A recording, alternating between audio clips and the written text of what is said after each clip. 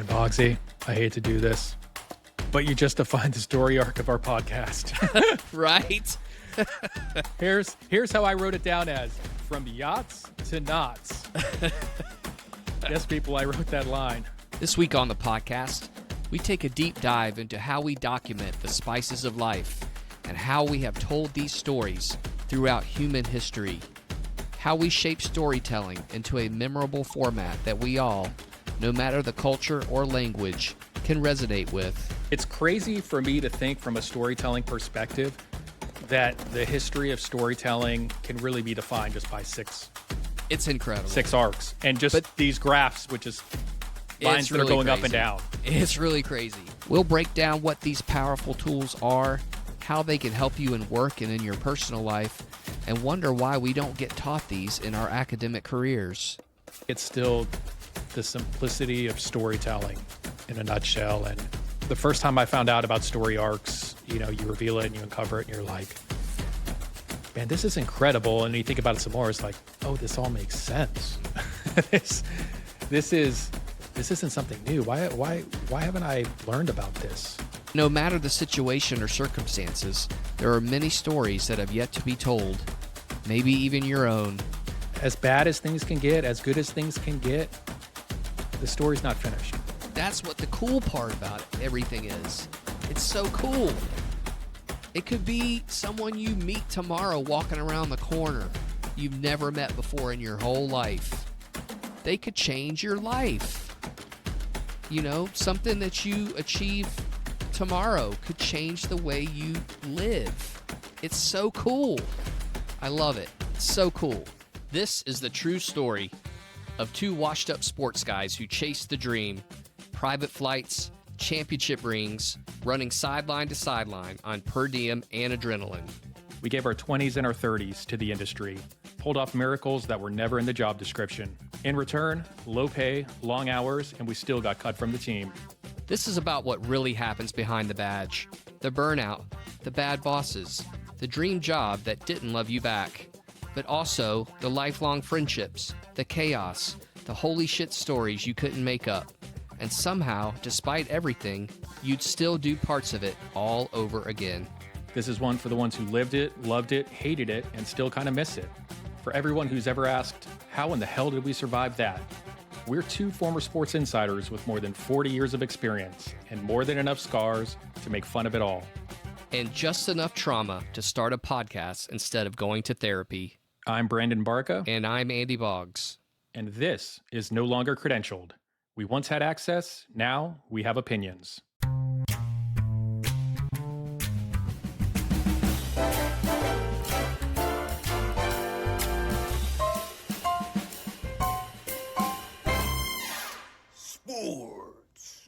After our discussion in the Finding Meaning episode, we decided to take an in-depth look at story arcs, what they are, what they look like, and how you can use them to assess your career, and how you can use them in your relationships with other humans.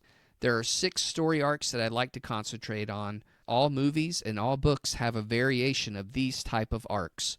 We'll keep them short and sweet, and then talk about how this may look in your everyday life, both at home and at work. First, some research. Andrew Reagan and his team of researchers from the University of Vermont found, after analyzing over 4,000 of the best novels from the Project Gutenberg library, fall under these 6 primary story arcs. It's super interesting. I'm going to preface this talk with 2 warnings. One, we are no expert on these topics. If you want real experts, I suggest YouTubing Kurt Vonnegut and his talks on story arcs. But in our experience, we know that these are impactful. And 2, there's some of you out there who may not be ready for this information, who aren't willing to dig deep and be uncomfortable with where you're at right now in all facets of life. And that's okay. Maybe this is an episode you'll skip and come back to later when you're in a better space. But to those that are, these can be very powerful tools in your career and in your life. This is not a cure for what ails you, but it can give you some guideposts to recognize why things are the way they are. Maybe by the end, you'll start searching these out for yourself. Start understanding why we get such beautiful art and understanding from people who have a craving for chasing these things. Maybe this won't resonate with you. I don't know. But we thought we'd give it a shot. I think we owe it to you to help you explore, if you're ready. And of course, we'll quiz you at the end. We want the metrics. We'll attack this from a few angles. The first is actually just to lay out what these story arcs are, what patterns we find in them. Then the plan is to assess how we apply them to our work and careers, and then finally how we can use them in our personal relationships. We are not experts by any stretch of the imagination. We just want to get you to start thinking. All right, Barca, here we go. 6 story arcs. Do I sound like real nerdy and do I sound like a professor right now? Yeah, you're the definition of academia right now. I know, right? But you know what? This is important, people, and you're going to love this. If you don't, I mean, the first time I discovered story arcs, I was just fascinated with them. So awesome. I mean, I guess I'll introduce it to, I had a job where I was basically using story arcs every day in my job, and just how to maneuver them and think about them all the time, and it just completely changed my brain. And I think it could change yours too, in a really cool way. So anyway, I think that's why we wanted to attack this subject, because it's just awesome. And there are people chasing these things constantly, and that's even a more fascinating topic to me, that people spend their whole lives chasing these story arcs. It's really cool. And you're going to get into a lot of this. One of the cool parts about it to me is it's not just story arcs in your content or what you're doing in PR or marketing or your work every day. It's things that you can incorporate in your personal life. It's just having some awareness, I think. That's probably the main thing, is just recognizing where things are. So anyway, okay, we'll get to the first story arc that we're going to talk about is Rags to Riches. So Barca, this is one of the more common story arcs. These document the rise of someone who overcame something early in the story and then rose to success. It's a continuous upward climb to a happily ever after. And although these are quite common, these arcs, according to Reagan, lag in popularity. My guess is the overabundance of them. We saw a lot in the sports world. Someone comes from a disadvantaged background or foreign country or a small town and is successful on the college level. Career-wise, there are a lot of these stories. I associate it with someone who works for a specific company and climbs the ladder to become a CEO or an important person in a company. You could be on one of these arcs yourself. You know what you want to do, you're doing it well, and will get promoted because of your expertise and experience. It's the American dream. So I wanted to apply this to careers. And so if you were looking at your career right now, what are some lessons you can learn from a Rags to Riches story arc? The first one is for you to focus on consistent skill development. Get the proper education to make your riches. To build strategic relationships, to get to know people who help you get to where you want to be. To set progressive goals, to get your mind right, to be focused on achievement. To document achievements, build a monster resume so you can get those riches. And maintain momentum. Keep learning, be curious, and adapt to being successful. So basically, Barca, it's like if you're looking at a chart, you start off down low and you draw a line upward. That's what this story arc looks like. I feel like people identify with this story arc the most. Yes. It's probably just the connection, the thought. I mean, I even think of like reality TV shows. I think of American Idol or The Voice or Extreme Home Makeover. Seeing somebody come from nothing is something people connect with emotionally. Some of the first things I think of movie-wise, like the movie Pretty Woman or Annie, or the movie that, set the standard for sports movies was Rocky, which won Best Picture in 76 or 77. It influenced sports movies for the next couple of decades all the way to today, just that rags to riches story. And not only that, but the story of Stallone. I mean, if you guys don't know this story, check it out. It's extremely inspirational, the story of Stallone, what it took for him to get his screenplay made into a movie and for him to be the lead actor in it. Pretty insane for a guy who had no starring roles that ended up going on to win the Oscar, but it's just an incredible, motivating, inspiring story. I try to think of some things in my life where I think of like a rags to riches mindset, or maybe we equate it to work where you're starting at square one in your career, right, and to where you want to go. And we all have our own different ways of motivations. And, a dear close friend of mine did this early in his career, and I thought it was always really cool. He carried around like a laminated card. Mm. And it showed where he began in his career, where he was at early, and he would do logos and some other things. And then he had his end goal all the way at the end. It may have been 6 or 7 down the road on this card. He kind of knew where he was in his career, where he wanted to go, but what the end goal is. And I think there's something to that if we are intentional about thinking about our career trajectory. Right. Or maybe it's our personal relationships with people, or how we connect with our parents or friends or, spouses. To me, it was a clear mindset and a reminder. And that always stuck with me because I was like, that's different. I've not seen somebody do that. Yeah. And it just always stuck with me. Yeah. And I think, too, the way you would kind of apply it in your personal life would be just to recognize where people are in their arc or on their journey. When you recognize that someone is genuinely growing and evolving, that could be someone climbing out of depression or rebuilding after a divorce, or you're just watching someone just develop confidence and growth over time. So, how would you apply it? So if you recognize that someone was on this story arc, you could be a consistent supporter without being a savior. Celebrate incremental progress rather than just the destination. And then if you're on this arc yourself, just share your journey authentically. People connect more deeply when they witness transformation rather than just seeing the after photo. Be patient with setbacks, and real growth is rarely linear despite the arc's shape suggesting otherwise. So don't rush the journey or make them feel that their current rag state is unacceptable. That creates shame rather than support. So I just think the big thing there is just to recognize where people are, and then you just support them to get where they want to go. I think those are some great points. And again, I don't want to come off like I'm a professional. I can just give you some of my own experiences. But I agree with what you're saying. Consistency is the key. I think in a rags to riches type story, sometimes it can be sort of dangerous to build up a friend or loved one too much.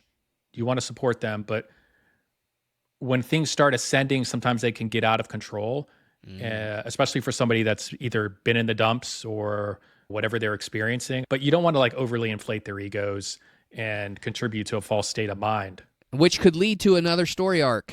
Yes, for sure. Yeah.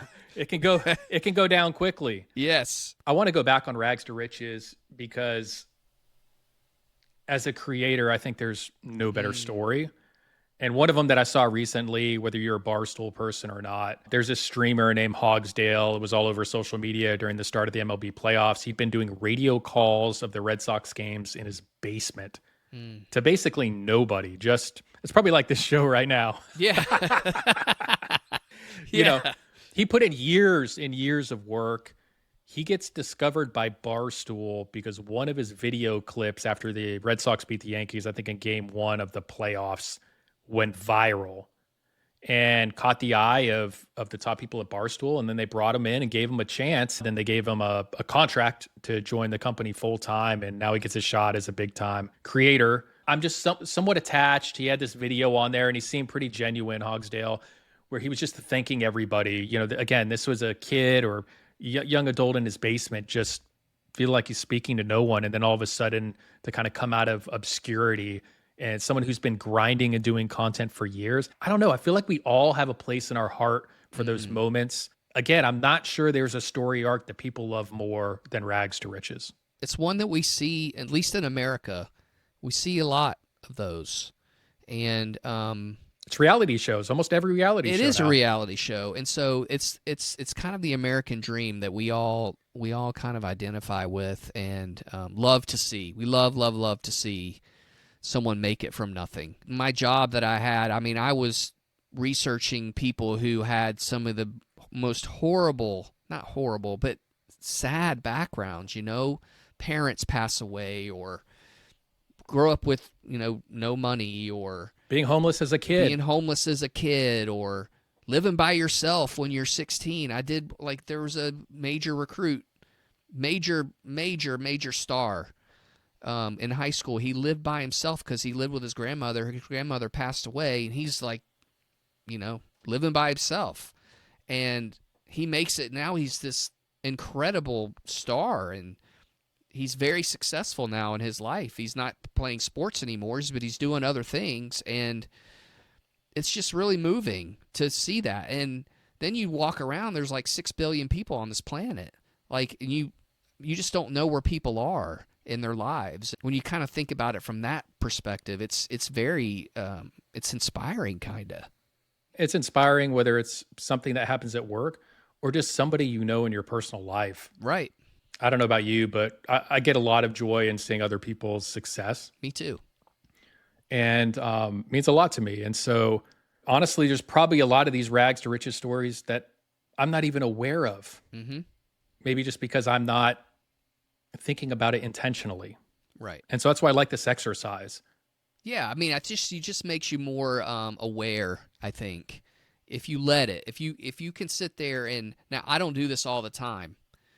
I should, but if it just makes you more in the present, right? When you're maybe talking with someone, you're getting to know someone, maybe at work or whatever, and you get to know like their story, how they got to where they are. It's kind of neat to kind of put it maybe on a graph or on a chart, you know? And this is one it's really cool, and you just love to see it. We love to see it as Americans. I think the one thing, you know, when you start looking up like the Kurt Vonnegut videos and speeches on YouTube, yeah, all of these 6 story arcs yeah, can be explained by like a simple graph It's on the unbelievable. chalkboard. We'll link it in the show notes. I found a website that has an amazing, they're graphs. I think it was, he has time and he has happy and sad is the linear, is the one going up and down, and the horizontal one is time. And so he would just draw arcs and lines with that. I mean, it's really cool if you have some time. Extremely simplified too. It like, really this is. isn't, which is, it's crazy for me to think from a storytelling perspective that the history of storytelling, of most storytelling, can really be defined just by 6 It's incredible. 6 arcs and just these graphs, which is lines It's that are really going up crazy. and down. It's really crazy. And that's another thing that kind of blew my mind about all this, is that however many, you know, that one research that I mentioned, 4,000 stories, and these are the 6. So you could probably do most, if not all, of story arcs that resonate with humanity, or stories that have resonated with humanity, are derived from these 6 things. It's really crazy. And I think from a creator, I know we're getting a little delayed here and getting into the other arcs. Yeah. But I just love talking about this. As a creator, sometimes, or just a marketer, or anything that we do, sometimes we feel like we have to be so original in the work that we did. And then you see this and you're like, well, wait a second, everything that's being put out there, nothing original. you know, even if it's a micro story Yeah. or a graphic story, it doesn't have to be a full-on documentary. Yep. To me, that's just like insane. And actually, it's a little bit of relief. I'm just like, man, why am I sitting here searching as a storyteller to find the perfect story to tell? Yeah. When the templates are already there, technically, I just have to figure out, where does this story fall in it? And then what type of platform or medium should it be told on? And you know that they work. These things work. They've worked for all of humanity. Some are more positive than others, and some end up better than others. But you know that they work. It's really cool. It's really, really cool. And it doesn't have to be fancy, like you said, or you're not having to invent something new. Just stick with these age-old philosophy. I don't know if they're philosophies, but they're just ways of doing things. They're tried and true. I think They you are. should get us on to the second story arc. We talked a little bit because too much. This one is way more depressing. Yeah, it is. Story arc number 2 is riches to rags. So it's the opposite of rags to riches. So the narrative starts out in a good place with a character, but their lives slowly but surely evolve into ruin. Think of drug addiction or mental health lapses here. You could also think about Mortimer and Randolph Duke in Trading Places. Their unethical activity leads to financial ruin. In a more benign world, this could involve someone losing their job and never really overcoming the hurdle of that occurrence. Career lessons: maintain adaptability. You got to be adaptable so you don't fall into rags. You build some emergency funds just in case something happens and you do fall into rags. Develop transferable skills. Learn something new to replace a skill no longer needed. To keep networks active, keep people close who can help you avoid the rags. And stay humble. Have the attitude to learn and adjust. So this one is not as positive as Rags to Riches, but it is one that people pay attention to. Man, Boggsy, I hate to do this, but you just defined the story arc of our podcast. Right? Here's how I wrote it down as from yachts to knots. Yes, people, I wrote that line. Yeah. Yachts to knots, if you've been listening to the show. We're not on the yachts anymore. Yeah. For people listening that are on the riches part of their journey, or as we'll find out later on, maybe they haven't flown too close to the sun yet. Yeah. If you don't think that rags can happen to you, you're oblivious then. Because it can. Trust me. It'll humble you really quick. It's a good reminder that none of us are invincible. But the thing I always come back to, and these are later story arcs, the fall won't be permanent. Right. Because we do have that Cinderella arc for redemption later on. If you wanted to apply your riches to rags to your personal relationships, so you need to recognize where there's a decline from prosperity or happiness to loss or suffering. And this is perhaps the most important arc for developing compassion. It represents when someone loses a job, experiences health decline, goes through grief, or faces relationship breakdown. It's also the arc of someone whose ego, addiction, or poor choices are destroying what they built. When someone you care about is in this arc, resist the urge to fix them or offer silver linings prematurely. Sometimes people need to be witnessed in their descent. Your presence matters more than your solutions. Ask, how can I support you, rather than, have you tried? If you're in this arc, reaching out is strength, not weakness. Let people accompany you rather than performing strength you don't feel. This is a big one, man. This is a tough one, right? Because there's a lot of people that have problems or are not comfortable helping or reaching out to people who have hit the rags. It's a tough human emotion, and I struggle with it all the time, and you just don't know the right thing to say if someone loses a spouse or a parent or things like that. But just showing up is worth its weight in gold. Yeah, it is an awkward and weird moment to be in, especially when you lose a job, because when it happens to other people, sometimes you just I don't have the words or know what to say. And there have been times where it's happened to me, and, a lot of times it feels like a cold world, and not as many people as you think would reach out, especially Exactly. when you've had a lot of time happening, just being real about it. Yeah, And I think sometimes that's because people don't know what to say. exactly. Or the other reason is because they hate your effing guts. Could be that too.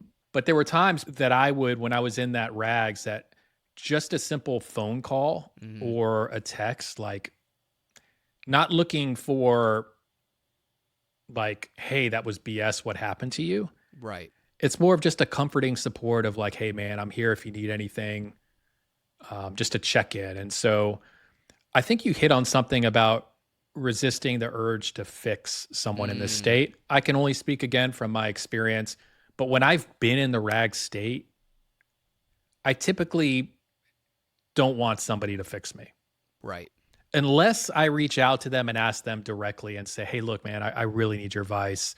I think that opens the door, which can be extremely hard for a loved one or a friend to be in that situation, because you just want to see him improve and get better. And you might see this as a parent now as well. I saw it, where you want to fix everything for your child. Oh, yeah. So they have no pain. But it's impossible. You can't control that. You have to flip your mindset about, at least I did, about people who did not reach out to you. You're like, oh, I thought this person was my friend.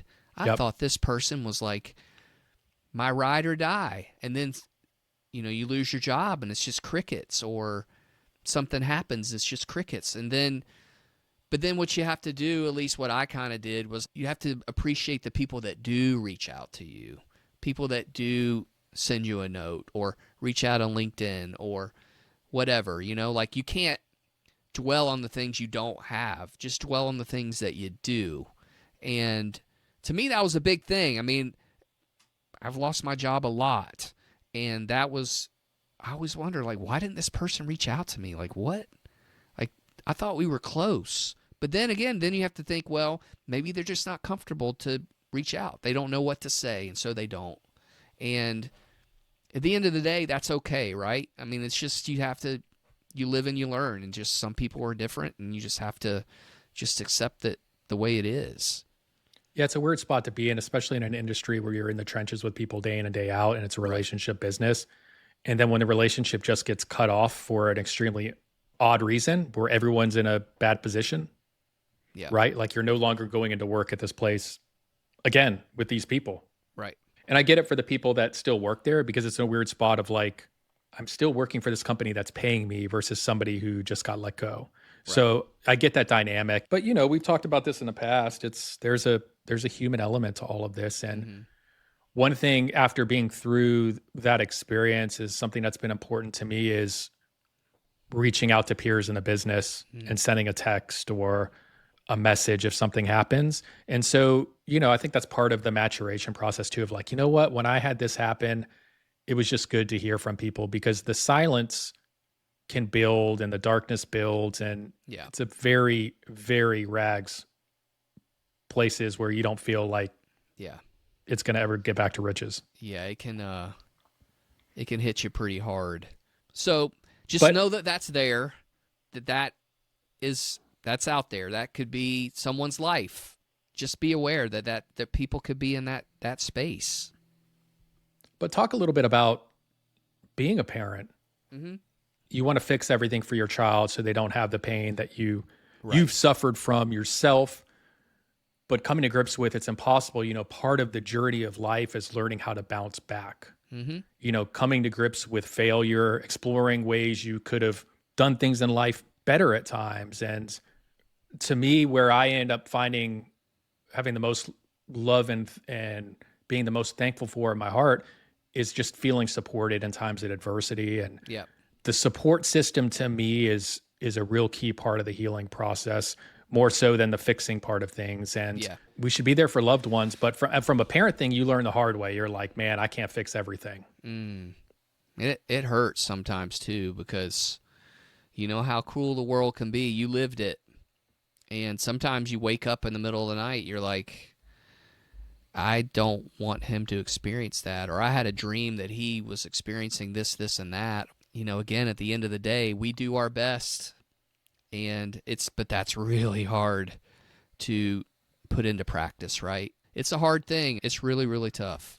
So as a parent, when your kid gets home from school and has a bad day, teach your son or daughter about story arcs. That's right. Yeah. Hey, look,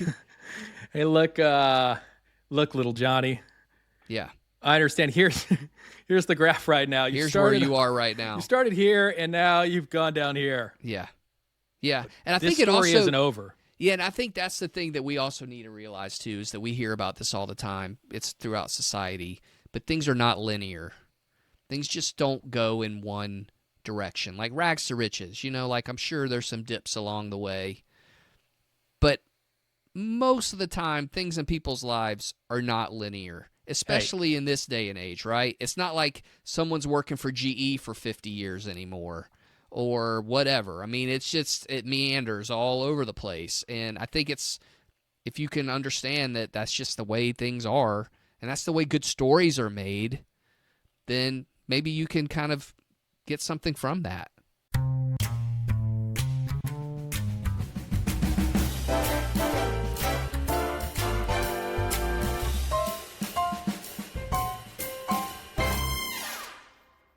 Sponsored by... Today's episode is brought to you from the ad wizards at Nike, who brought you the Grateful Ducks collection, honoring decades of Grateful Dead history and your favorite team's favorite team. Comes the Ungratefully Dead as a duck collection for former employees who finally lost it, celebrating the legacy of those who once worked in sports before they committed to sideline straitjackets. No longer fit for civilian life, each piece is handcrafted by heavily medicated, sleep-deprived former staffers, pacing the ward, whispering, "I got out," to no one. Still on impossible deadlines, but somehow worked miracles to finish this limited edition drop. The signature item, the Air Maxed Out 90, is hand-sewn with the collected tears of the underpaid and laced so tight with anxiety it breathes for no one. Complete the look with reimagined tie-dyed hospital gowns, each boldly stitched across the neck with the catchy slogan, "Ask me about my severance." The ungratefully dead as a duck collection for those who gave their minds to the game and never got them back. Do you think we're in that ward, Boggsy? Yes, 100%. That was a deep, dark, twisted one. That's Yeah, I like that one. No Longer Credentialed is also sponsored by, did you once think a hat trick was something rabbits did? Or you asked if overtime was union mandated? Do the athletic department employees refuse to make eye contact with you? Get with the times and join the team. Introducing the new translating software, MySportsPal, the AI assistant for academics who think March Madness is a thesis deadline. Jeez. Man, these cold reads, dude. Yeah.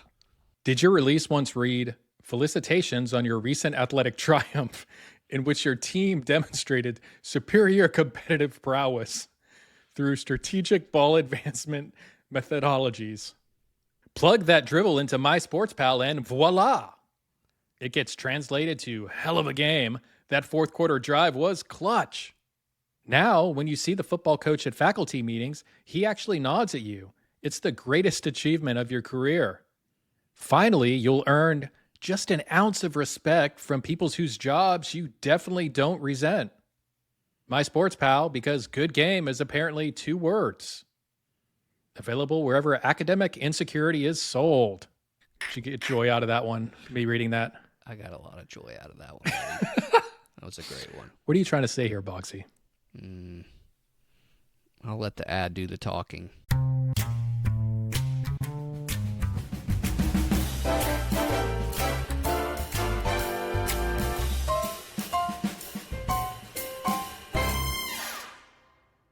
You get it. All right, Barca, the third one. This is one of the more common and effective story arcs. The character works their way up, encounters a conflict, but climbs their way out to happily ever after. Yes, Barca, it's man in a hole. You also see this one a lot in sports, especially when it comes to injury. One example currently that sticks out is Baker Mayfield. Toiled with bad teams, got cut by bad teams, but worked his way out of his career hole to become one of the best quarterbacks in the NFL. So some career lessons with man in a hole. You develop resilience. Things aren't always going to go the way you want them to. You create some backup plans. Be ready just in case you fall into the hole. You build support systems. You have people there to lend you a hand to get out. You learn from failures. Use past experiences to help you avoid future pitfalls. And you focus on reinvention to reinvent yourself to escape a challenging situation. I like this one, Barca. This is one of my favorite ones. I like this one because to me it's more about kind of like the day-to-day of what we deal with in life. Right. You know, we kind of have some triumphs and tribulations. The way I apply it to myself, I think, yeah, you know, there are some bumps in the road, but it doesn't necessarily mean that we've hit like rock bottom or we've hit rags yet, right? And one of the examples right now, you know, just watching sports is like, I see this season Clemson football's having. Right. And they've been on top of the world for a long time. And, you know, I think they're 500 right now. And is this the end of it all? Or are they going to climb out of this hole, maybe just having a bad year and be right back towards the top in the coming years? Is the ascent over? How far are we descending? To me, that's always interesting from, you know, looking at sports teams, but also how do we tell some of these man in a hole stories that happen, because these happen throughout a season. And as fickle as fan bases are, one week they're thinking, oh my gosh, we got a chance for the playoff. The next week they're thinking like the season's over. We want to fire a coach. Yeah. There's a lot of quick up and downs and drama that happens. And then we got to figure out how to react, to re-strategize based on being in those holes. The first thing that comes to mind to me, This was back in probably 2012 or 13. We had a lot of hype behind our football team. We played like a Thursday night opener against Ole Miss or South Carolina and just lost in heartbreaking fashion. There was all this preseason hype. And when we were doing all access stuff, all we would show was all access after victory. And I remember going back, just making the rounds and the video department, I think on a Monday morning. And one of the videographers said, man, this clip I have of Coach's speech after the loss was really, really touching and impactful, and it's never going to see the light of day. I was like, well, let me see it. So I watched it and I was like, damn, that's what people need to hear right now. Mm-hmm. They need to hear like the raw emotion. They need to see something from a storytelling perspective or arc perspective. We need to tap into this feeling that they have right now and somehow give them hope and turn the storytelling perspective in the arc. And so I saw it. And then I remember talking to the ops person and then the coach. I'm like, you know, the highest paid person and probably on campus. and just being like, hey, I know we haven't done this before, but people need to hear what you said to the team in the locker room. When you've been in storytelling long enough, your radar goes off when you see certain things happening in front of your eyes, or you watch stuff that in content be like, that's genuine, that's authentic. This isn't just some puff piece to just fake fans about anything. It was real. That's what people were mourning it, and they needed some motivation, and this speech was motivation. And we put it out and it did incredible. And at the time, I mean, you still don't see it much today, losing speeches. You don't. Why are we always putting out the same messaging? You know, story arcs involve up and downs in a season. They do.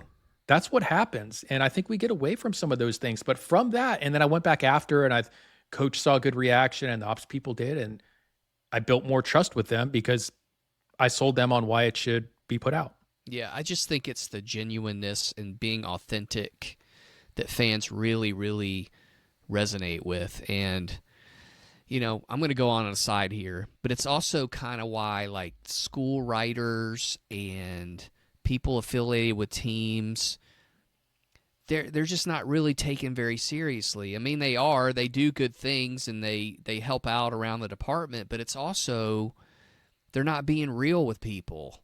And I think people just tune them out. It's like, oh, it's just the school writer with propaganda. And I mean, at the end of the day, you don't win all the time. Nobody wins all the time. Nick Saban didn't win all the time.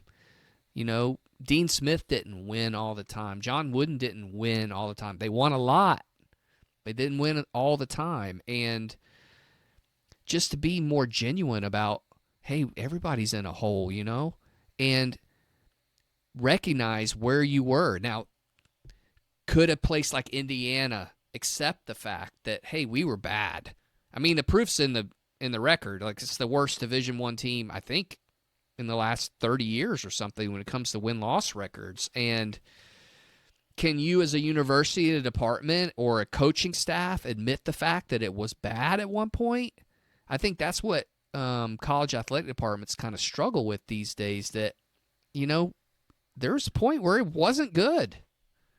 And you have to be authentic with that and accept that, like where you are now compared to where you were. Am I barking up the right tree here? You are barked up the right tree for sure while I'm in my Barca lounger. Yeah. I don't know. We shy away from it. Maybe it's because of the people in power and control, and we think there's too much red tape for them to understand. But I think that's where the proactive part comes in, and really pitching and being aggressive, and like, people need to hear the story. I think from a content creation side of things, as we have these sort of man in a hole dips during a season, or depending on how long they go, to me, the way I've always approached this is we don't know what the end story arc is. Right. From a season. So from that end, if we're seeing some adversity, the best thing I can do is document it into the right now. We think about Clemson football right now, from dynasties to with them in Alabama to now, right now, and, you know, probably not having a shot at winning the conference. But you can't lose sight of the big picture of, like, you know, this could still be a story a year or two down the road. Right. That people are talking about. And am I still documenting it the right way? Am I still understanding the storylines? Am I getting the right footage? There are just too many times that when things go bad, it's easy for everybody to just kind of like pack it in and being like, well, all the fans are pissed, nobody cares.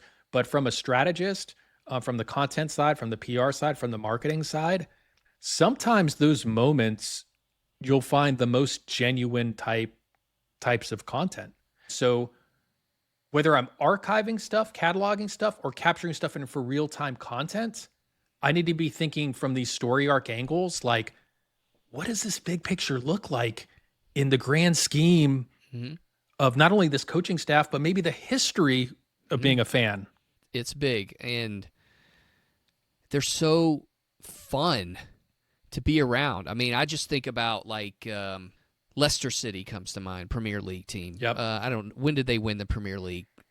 5 or 6 years ago? Hey, look, Maybe every longer. episode I'm on here, I'm like 5 or 10 years ago, and then I look And back, it's like 15. Yeah, it's been 20 years because I've lost 'cause we're track of old. time. But yeah. But it's like, here's this team that's had no chance at all in the Premier League, and they just go on this tear and win the Premier League. I mean, do yourself a favor. I don't know if you like soccer or not. Look at the Premier League champions from the last 20 years. It's Man City, it's Man United, it's Liverpool, and it's Leicester City. It's the wildest thing. And it's so cool. And it's cool to see fan bases kind of dig out of this hole that they've had for years and years and years. I'm infatuated by fans who stick with it. Those people are the best people around. Indiana football fans, Vanderbilt football fans, that you've been around all this time and you've watched bad football, and now you have game day coming in. You got a chance to maybe go to the playoff. What in the world is that about? It's just the coolest thing, and just to be able to capture that, it's a very engaging content, very, very engaging.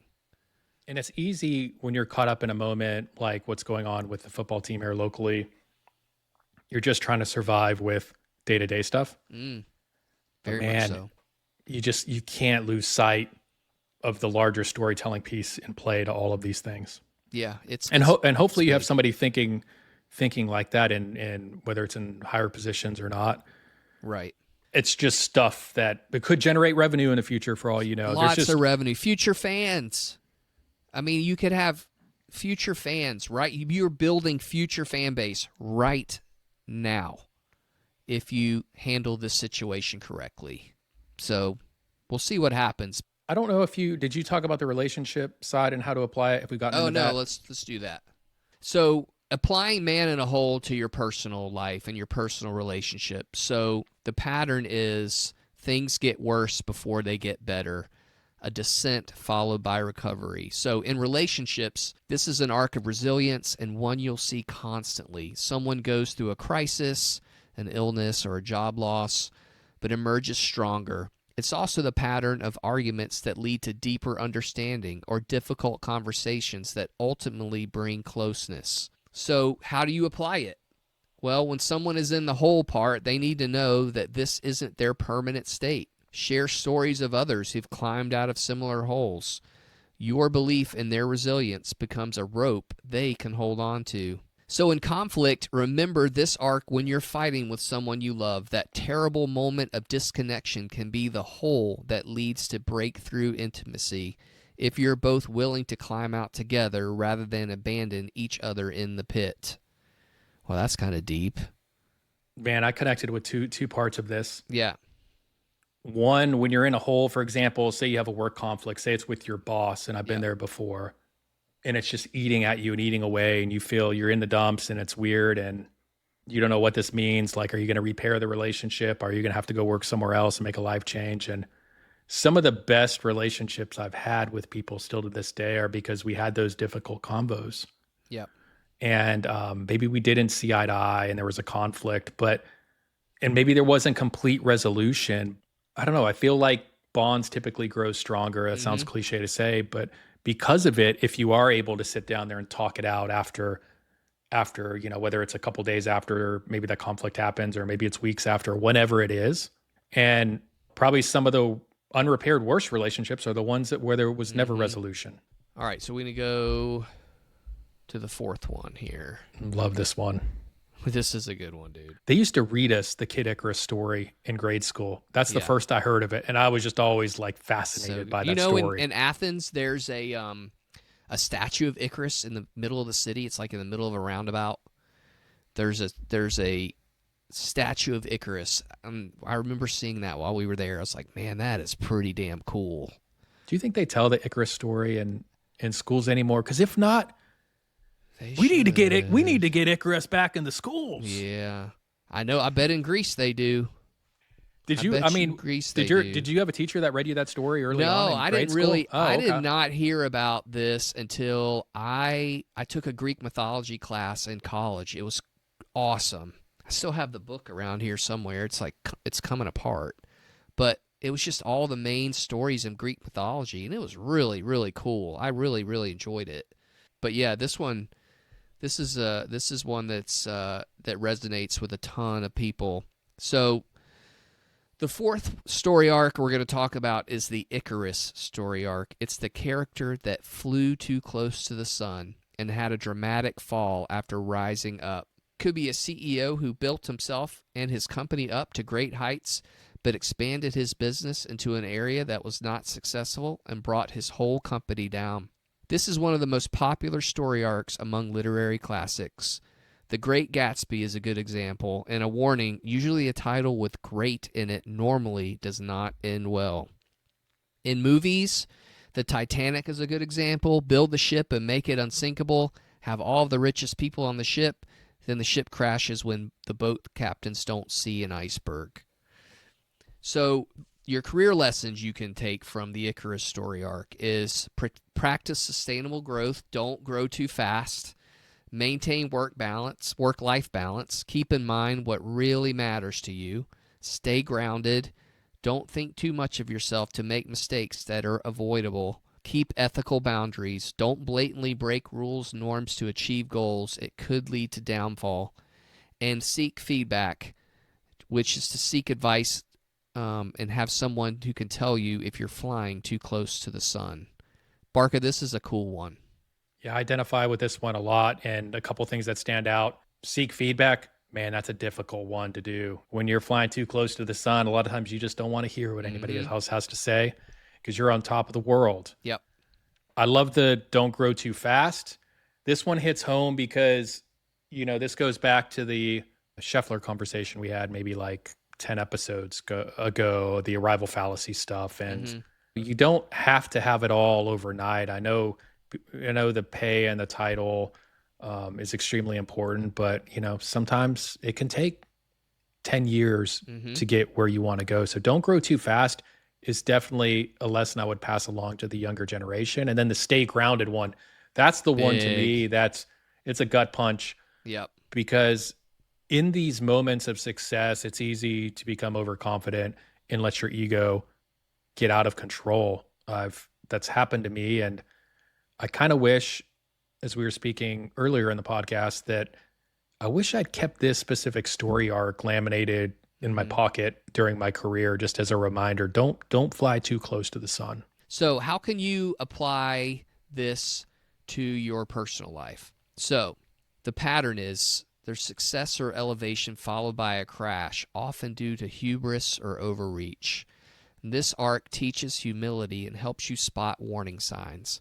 Watch for it when someone gets a big promotion and starts neglecting relationships, when early relationship euphoria leads someone to ignore red flags, or when success makes someone arrogant and disconnected. How to apply it? If you see someone you care about flying too close to the sun, overworking, becoming grandiose, making risky decisions in their confidence, you have a delicate task. Gentle reality checks from someone they trust can prevent the fall. I'm excited about your success, and I'm also noticing you haven't slept properly in weeks. Can we talk about sustainability? Not all falls are preventable, but staying connected to people who care about you, not your status, softens every landing. Pretty important. As I've gotten later in my career, and this isn't a fix-it type thing, but as I've seen younger people that I've worked with in the industry that have been high achievers and had a lot of high success early in their career. I always try to at least mentor them in a way and kind of tell them my story a little bit. Because as a high performer, you can start moving up faster. You have a lot of people telling you the work that you're doing is awesome. But the main thing I tell them is, younger staff is like, don't lose that innocence of who you are and the work that you're doing, because you end up sometimes getting more access with coach or with the bigwig execs or whatever it is. It can, you can pump your chest out a little bit, and it can, whether it's intentional or unintentional, it's rightfully earned success. And so for the real high achievers, I always like to tell them just be careful, stay true to who you are always. Yeah. Remember this, because it's such a demanding industry and a stressful industry that if your mindset changes, you can slowly erode in the system.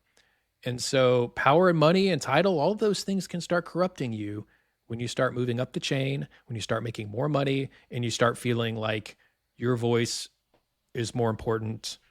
It's just more important in general, right? Because of your title. And a lot of this can happen unintentionally, but humility is tough. It's tough when everybody's gassing you up about all the great work that you're doing. Yeah, I think one of the things that came to mind is, and I don't know a ton about this, but just keeping a beginner's mind. Like, you are always a beginner. You don't always have it figured out.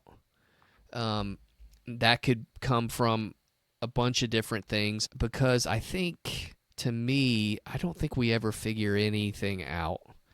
And I think as long as we can have that type of mindset, I think it kind of allows us to still be curious and still and not get over our skis a little bit. What do you think about that?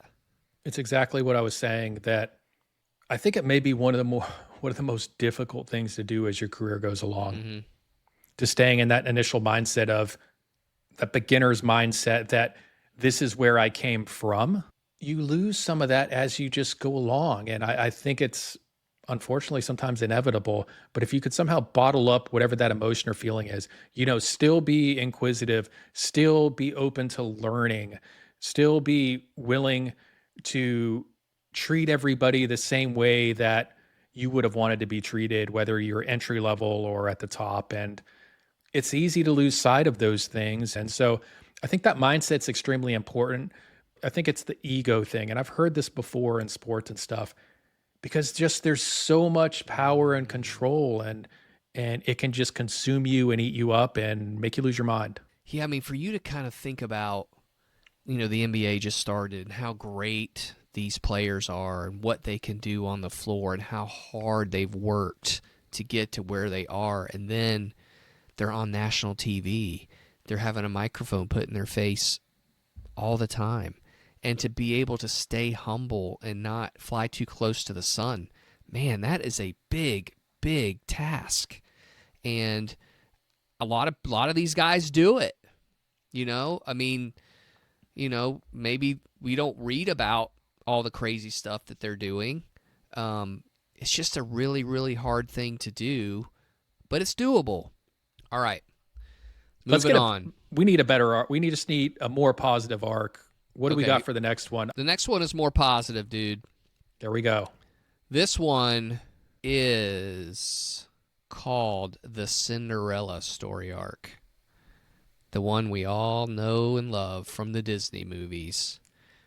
So this one is rise, then fall, and then rise again. So it's one of the more common arcs. It's often found in love stories, sports stories, Disney movies, and other stories with happy endings. This could apply to career transformation to a new industry or gaining recognition after being long overlooked. So some of your career lessons you can learn from the Cinderella story arc. You prepare for opportunities, be ready when your time comes, build diverse skills, diversify yourself to be able to fit in different work molds, be malleable, maintain persistence, don't give up. Network strategically, have some people to help you become happily ever after, and stay authentic. Staying true to yourself can get you to a happy ending. I think Cinderella story arc is probably the most used template for rom-coms. Yeah. Oh, 100%. Love rom-coms. It's usually in the last 30 minutes, there's some adversity or a breakup or something happens and you're Mhm. like, you look at your watch and like, how much time do we have left in this movie? Okay, yeah, we're going to go through this strife probably for 15, 20, 25 minutes. Yeah. And then guess what's going to happen at the end? Yeah. It's usually going to get fixed unless it's like one of those dark earlier arcs that Yeah. that ends on Yeah. a somber note. Yeah. Cinderella stories, I don't know if this directly relates to career fields, but I like to look at it this way, whether you've had some rises and falls and then you're looking for an opportunity to rise again. And I've had this happen to where there's a fall that happens overall. We've had athletic directors get fired or coaches get fired. And it can feel like, man, we're in the dumps again. The staff pulse and culture and everything just feels like it takes a hit. Sometimes you even have, in this specific instance, groups of people that just talk about how bad everything is, right? Mhm.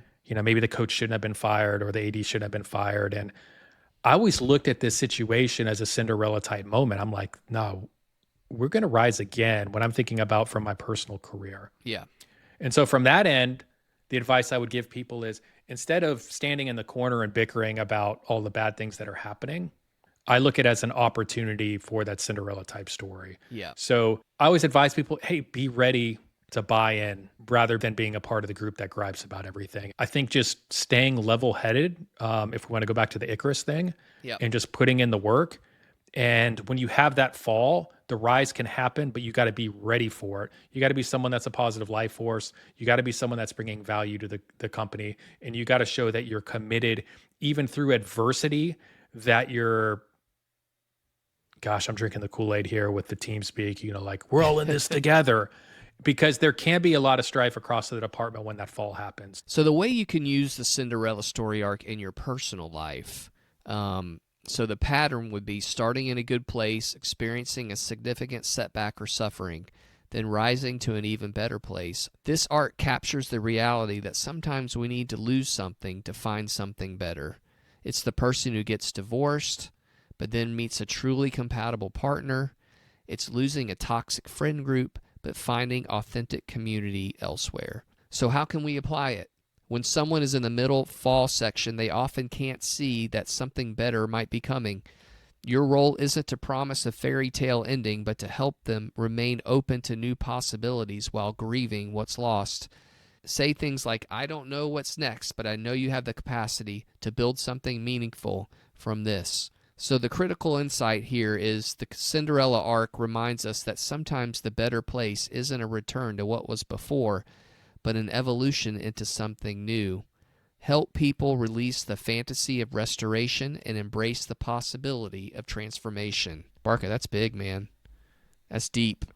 Deep, deep, deep. I get a little deep on this one because this is the point where your arcs can go in so many different directions. Right. So it's hard to speak on it because I look at this like in a position like, hey, I'm in my man in a hole spot right now. Mm-hmm. I flew too close to the sun, and it's a situation you just don't know what to do, and you can only hope for that it eventually turns better. That's really all I can do. I look back at my personal life right now. I'm like, life's been tough for a couple of years. No surprise if you listen to this podcast, and I've learned a lot about myself through the grieving and the pain of everything. And we all hope that we have our Cinderella story. Mm-hmm. We all want our comeback story.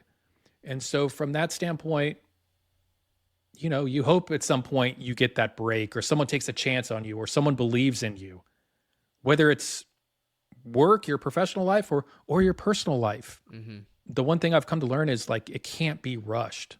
There's going to be the right time.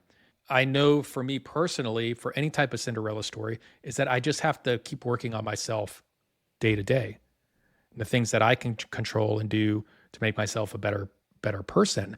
And if that time comes to have a Cinderella story, it'll be the right time. And that's why we identify with them so well, and that's why we love them so much.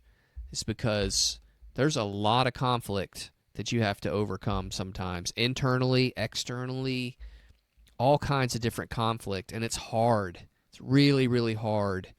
And to see someone emerge from, some bad things, it's pretty inspiring, and it's one of those, it draws us into this story arc. It's why we go watch rom-coms, and they're kind of pick-me-ups for us when we're not feeling very good. It's an inspiring thing for us all as humans to see these things. Right up there next to rags to riches, everybody again loves the Cinderella story. Right. It's proof. I mean, you can go sit down there and look at some of the best movies ever created or shows. Like, people genuinely root for other people. From the perspective in your work, or whether it's content or storytelling or PR pitching, whatever it is, it's something to always keep on your radar if you potentially have Cinderella stories that you could be telling. Yeah. I mean, if you look at sports, for example, I mean, I think about Villanova basketball in '85, and I mean, the way college football looks in 2025 in mid-October is full of Cinderella stories. You do have some guys at the top that have been there forever, but you have 2, 3, 4 schools. They never been in this place before, or maybe recently they were, but historically this is a very strange place for them, and it's just a great opportunity for marketers and people involved with these programs to just really, really make some connections with people. So by using this story arc, everybody can identify with it. Everybody can. We love these stories. So how can you make a fan love your team even more? All right, the final story arc, Barca. This one is a little more ominous. Debbie Downer is coming. But it's also one that people remember the most, according to research. Really? Yes. So this one is called the Oedipus story arc, and it's really, really hard to pull off because there's a fall, then a rise, and then a fall again. So they're very effective, and The Godfather, and this one's for you, The Wrestler, are ones that come to mind here for the Oedipus story arc. So some career lessons. You develop some self-awareness. How can I keep myself from falling again after reinventing myself the first time? You make informed choices, be aware of the pitfalls, and choose accordingly. Consider long-term implications. Could a choice I make now lead me to rock bottom again? Seek mentorship. Find people who've been there to talk to, and stay true to values. Don't escape the values that make you who you are and, frankly, got you out of your first fall. So this one is pretty, this one is sad, and this one is, again, hard to put together if you're a storyteller, but is one that's super, super effective. Yeah, it's the saddest of story arcs. Yeah. And maybe that's why people identify with it so much, because I'm sure there's a large part of the population where you just don't I think life in general, you don't think things are going to end well, right? We age throughout a process. We get older and then eventually we die. Like, that's a sad overall arc to our lives. Yeah. So I think people identify with a fall and then a rise and then a fall again. And I think about it from personal life. How do you redeem yourself after your first big failure? Because when you fall or you hit rock bottom, I believe odds are you're going to rise again. Right. But what happens next is pretty deep. Yeah. Because from a storytelling perspective, did you really learn anything from it? Exactly. And in the moment, you can feel like everything's changed and everything's better, but is it? Are there some things that are just suppressed deep inside and it's easy just to hide everything? Mm-hmm. Or is it that just maybe you just don't know how to deal with overall success, as you see with some of these movies, and maybe it's an addiction or something else that just terrorizes you for your entire life and unfortunately ends up in this type of arc. And I don't know, how do you reflect change in yourself when you go from a fall to a rise? Like, it's extremely easy to fall in the trap again. I've done it. Yep. Personally, I've always said, after you fall and have a rise, like, you have to be self-aware. Like, I think that's a perfect time to still continue, even through the rise, to continue to seek professional help. Yep. Or it's something you should at least explore if it's for you, so you kind of have that safe space to discuss your fears of falling again. Yeah, this is a really hard one in personal relationships. just because you have to address some things that you probably don't want to address. And so the pattern looks like a decline, a recovery, and then another fall, often where the seeds of the second fall were planted during or before the first, which is really, really crazy to think about. In relationships, this is the most cautionary arc. It's the pattern of unaddressed issues. The person who keeps choosing unavailable partners, the couple who reconciles without addressing core problems, the friend who apologizes but repeats the same hurtful behavior. It's also the arc of hidden truths that eventually surface catastrophically. So how do you apply it? When you notice cyclical patterns, someone keeps getting fired, repeatedly falls into the same relationship dynamics, or keeps having the same conflict with different people, you're likely watching an Oedipus arc. The intervention point is during the rise period. I'm glad things are better.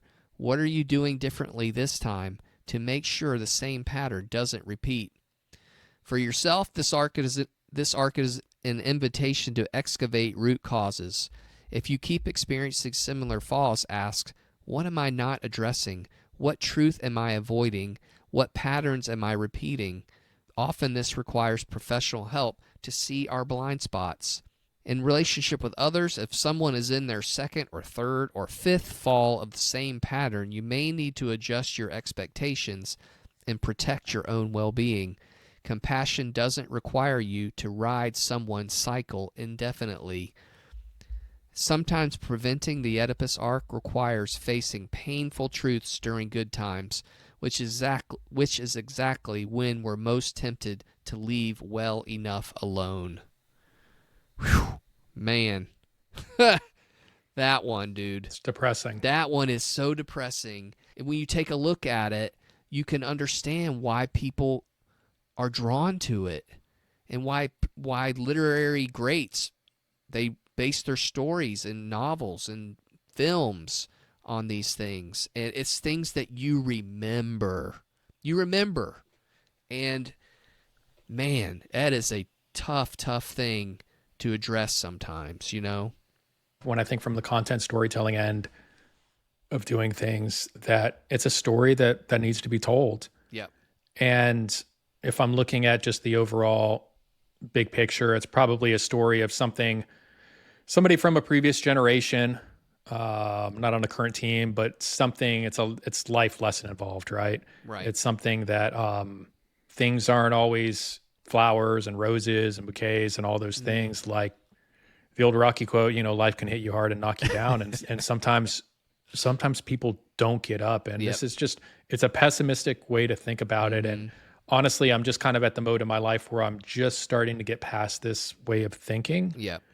But I know deep down with anything, when you experience these falls, that there's a decent chance that it could happen again. Mm-hmm. Just being real, and you can't lose sight on that. It doesn't mean living, I don't think, in fear, but just because you rise doesn't mean it'll stay that way. And so that's where we start getting into, like, we can fool ourselves thinking there are quick fixes on things in life, and not trying to get too deep, but it's an everyday process. Mm-hmm. And there's people out there that are dealing with much more pain than what I've dealt with. Mm-hmm. But it's something I know personally in my life that I have to work on every day. When you think about that story arc, it is just so difficult. Just if you're watching someone go through that, it is really, really tough. And it's, I think about like Alcoholics Anonymous, or I'm thinking about Al-Anon, where you're watching someone that you love just completely destroy themselves. And, I think one of the things that they kind of live by is like, you can't control other people, and it's just, you have to kind of come to that realization that you love them and you do the best you can for them, but at the end of the day, you can't make their decisions. And that can be a really, really hard thing to do when you're watching someone you love just completely destroy themselves. And so tough one here, but it's identifiable. It's something that we all probably are going to have to deal with, one point or another in our life. Well, let's get I want to get your summary on these arcs, man, because you're the one who puts the content together. It's been your career. What's your summary on all this? This is a long podcast and we've talked a lot. And Yeah. I'm hoping some people have learned some things through all of our banter on story arcs. But to me, it's still the simplicity of storytelling in a nutshell. And the first time I found out about story arcs, you reveal it and you uncover it and you're like, yeah, man, this is incredible. And you think about it some more, it's like, oh, this all makes sense. This isn't something new. Why haven't I learned about this? And I think too, Barca, like, why are we not taught this? Do you think about that? Like and maybe they taught it and I just was asleep or something. I don't know. Like your junior year in high school or your senior year in high school, like it's part of your English, it's part of your deal. It's like what you learned. Here, this is the way stories are put together throughout humanity. I never heard one peep about this, not one. And I'm going to teach my son about them. There is no doubt about it. When he gets to be of age where he can understand stories and life, and somewhat life, you don't really, I guess, completely understand it. But he needs to know about these things. These are really, really important, and they can help him live a better life, I think. I think even on the grade school level, yeah, this would have been helpful. And I don't remember learning them. I mean, we all hear about Cinderella stories and you hear parts of these things, but I've never seen it put all together in one thing until, I saw the Vonnegut speech on YouTube and started reading up on all of these things. And so the educational side of it's huge. And even having this combo today, as I was doing some research and going back into looking at arcs, I'm thinking about like, what's my story arc right now? Where do I want this to go? And I think these are all very important things. And then I also apply it to my work. Like, what can I do for this client that I'm working with right now? Yep. That sometimes deals with tragedy in the work that they're doing. There are a lot of ways that it can be impactful. And what this all tells me today through story arcs is we just have to be intentional about it. We just got to sit down and look at it, like in work or in your personal life. Go to a dry erase board, brainstorm it all. Look at happiness, what that looks like. What does tragedy look like? What is failure? What is a comeback story? Yeah. These are all stories that connect with people. It's proven, like you said. And so how can we humanize these stories that you have at your disposal that maybe you know about or maybe you just haven't thought about? It's about maximizing your storytelling opportunities in your work, whether it's your content creators, your marketing execs, your copywriters, your social media managers, the pitches that you do for PR. It can all relate to our work on a day-to-day basis. It can even be utilized in micro stories, less than 140 characters on X, or 6 seconds for all you Viners out there, or even YouTube thumbnails where you're trying to get a message across. That's all storytelling or arcs with a headline that you put on a video and a graphic that you use and a description that you use. How are you telling those stories? From your personal life, as we've discussed, I don't know. I think it can be used as motivation. That Cinderella story arc right now, it sounds mighty tempting. Mm-hmm. I think the main thing about it is just opening your mind and we're learners at heart. Let's understand this material. Let's learn this material. Hopefully you had your thinking caps on today, and let's figure out how we can utilize this in our lives and put it into effect. Just don't overthink it. Yeah, it's really important, I think, and it just adds so much richness to everything you're doing. And when you can understand where your business is, story arc, where your team is, where your coach is, where your family is, where your relationship with your loved ones are. I mean, it's just so important for you to recognize this is the track that I'm on right now. And you can change it if you want, or if you want to keep it going, if you want to be this rags to riches guy and work for a company for 40 years, you can do that. And it's just so important to be aware of all of these things. I know we've talked for a really long time today, but it's really important to the both of us, I think. And I wish that, more of society would start taking a look at this. We may be able to decipher information better instead of falling down rabbit holes of, algorithms that people are trying to go to have us chase down. Maybe we could be better about figuring out not to go down those holes. There's just all kinds of ways that we could use these, and thanks for sticking with us. And one of my main things that I've drawn from it is there's stories still left to be told. So many. As bad as things can get, as good as things can get, the story's not finished. That's what the cool part about everything is. It's so cool. It could be someone you meet tomorrow walking around the corner that you've never met before in your whole life. They could change your life. Something that you achieve tomorrow could change the way you live. It's so cool. I love it. It's so cool. And you're in control. You're in control. Just sometimes you're not in control, but you're in control of the way you think about things. And that's important to realize and to understand. And don't fly too close to the sun. And don't fly too close to the sun.